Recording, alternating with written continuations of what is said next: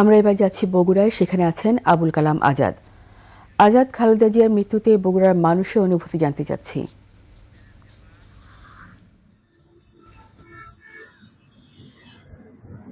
জি রিপা, আপনি জানেন আজ সকালে ঢাকার হাসপাতালে বিএনপির চেয়ারপারসন বেগম খালেদা জিয়া মৃত্যুবরণ করেছেন। তার মৃত্যুতে সারা দেশের মতো বগুড়াতেও শোকের ছায়া নেমে এসেছে।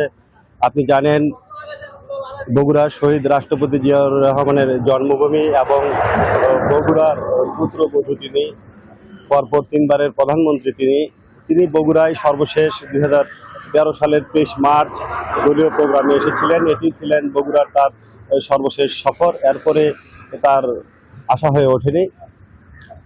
বিএনপি চেয়ারপারসন বেগম খালেদা জিয়ার মৃত্যুতে বগুড়ায় সাধারণ মানুষের সাথে আমার কথা হয়েছে, দলীয় নেতাকর্মীদের সাথে কথা হয়েছে। তাদের ভিতরে আবেগ, উৎকণ্ঠা, নেত্রীকে হারিয়ে তারা অসহায়ের মতো অবস্থানে এখন রয়েছেন।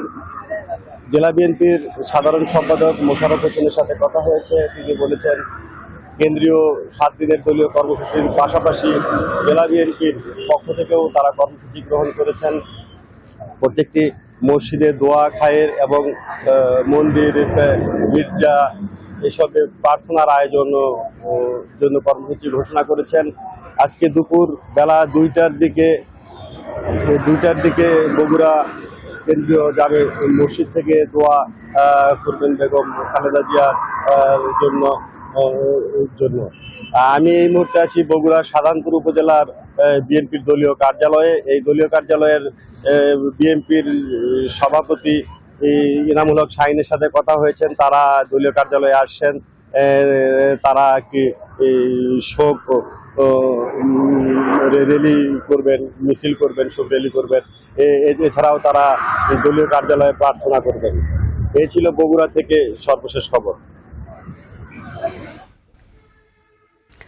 আবুল কালাম আজাদ, আপনাকে অসংখ্য ধন্যবাদ।